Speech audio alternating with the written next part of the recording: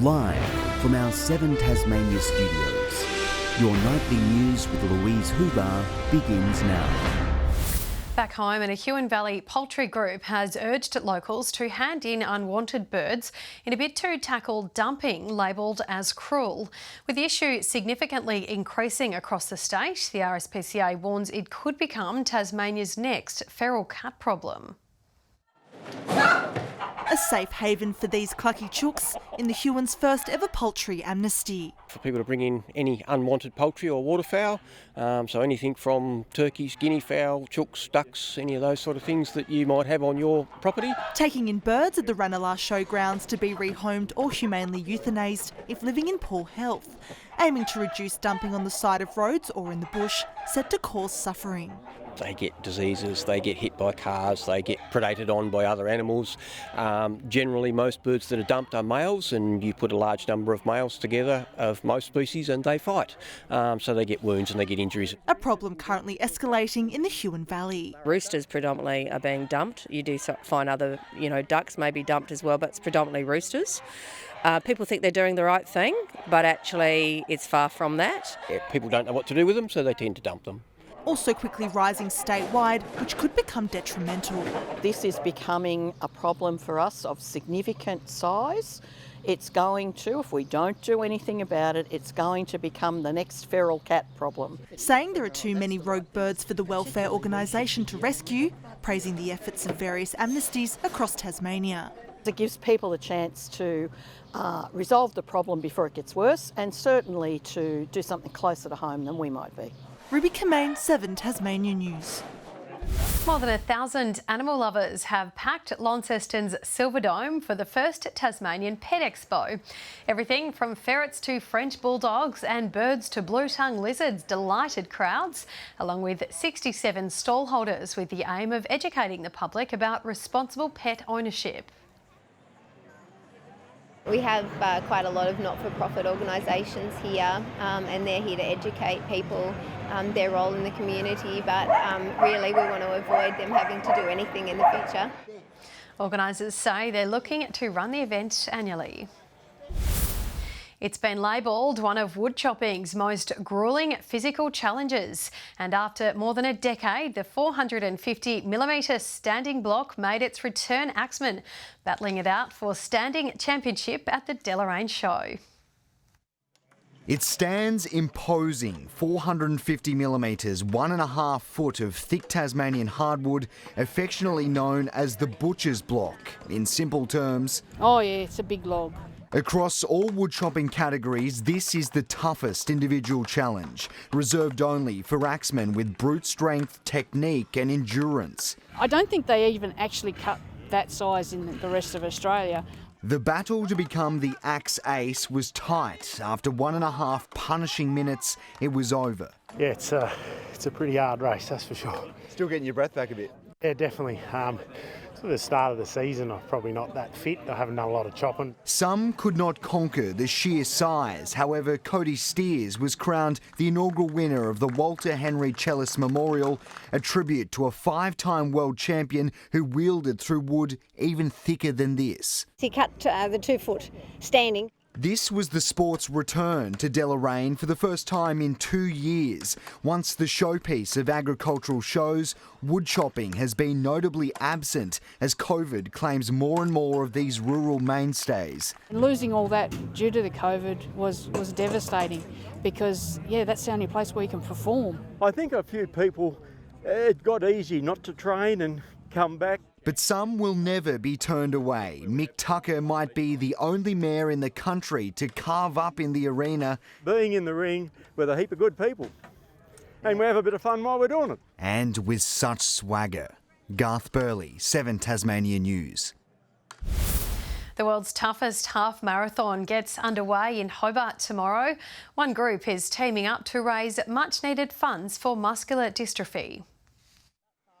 6-year-old Alexis Downey lives with spinal muscular atrophy type 2 and requires special treatment for her debilitating condition. Condition limits her mobility, like she's permanently in a wheelchair, and over time her muscles waste and will gradually get weaker over time. For many people like little Alexis, living with the disease is an uphill battle. A group of dedicated Tasmanians will push her up Mount Wellington as part of the Point to Pinnacle tomorrow, all to raise money for a new hydrotherapy pool and wheelchairs for people in need. These kids in particular, they really need access to hydrotherapy as much as they possibly can, and having it in their own backyard or accessible in a place that's close by is really beneficial to them. Among them is football legend Craig Davis. What am I thinking of at 67 years of age, with crook knees from playing 16 years of AFL footy, but hey, Lucas is a very special boy and I'm looking forward to tomorrow.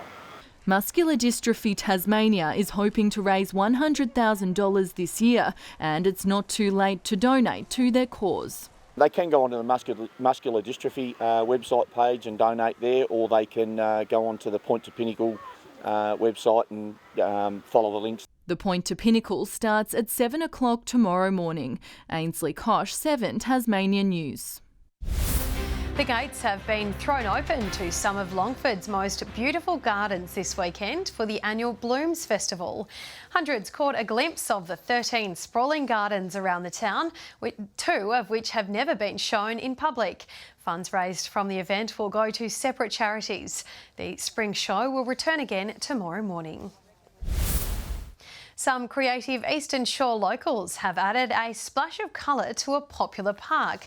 Brushes in hand, the group filling in a paint-by-numbers mural wrapping around this toilet block at Montague Bay Reserve, with the project funded by Bank of Us to help beautify the area. It's going to feature native flora and fauna, so it can be used as an educational tool, and it's a great way of just getting people from the local community to come down and create something for their area. Mel, who designed the artwork, will spend the next 2 days putting on the finishing touches. A rapid-fire half-century from the Hurricanes' Mignon de Praya has propelled her side to a stunning victory. As wickets fell around her, the South African offered stability, using innovation and power to blast an unbeaten 87 off just 61 balls. Goes to the offside, finds the gap through the infield and finds the boundary as well. There's a flourish of runs coming here for the Hobart Hurricanes. In chase of 148, the Thunder had a shaky start before Sammy Joe Johnson unleashed on the Hurricanes bowlers. It all came down to the last over, with Sasha Maloney holding her nerve to deny her opponents by 5 runs.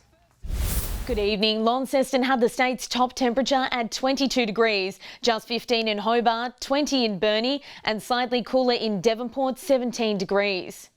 Smithton also reached 17, 18 in St Helens, Friendly Beaches, Lowhead and Bushy Park, and a top of 11 degrees in Lyowini. In Tasmania, there's clouds spiralling around a low near the top of the state, with patchy low cloud about the central north and more extensive elsewhere. Further out, an extensive cloud band extending from WA towards New Zealand. Tomorrow shows a ridge of high pressure over Tasmania, with the main high centre south of South Australia. Variable winds 10 to 15 knots, although there are southerly winds of 10 to 20 knots about the northwest and northeast. Easterly winds on the central north in the morning and swells to around 1 metre. A top of 18 in Hobart tomorrow, partly cloudy. Early fog in Richmond, 19 and 20 in Ooze.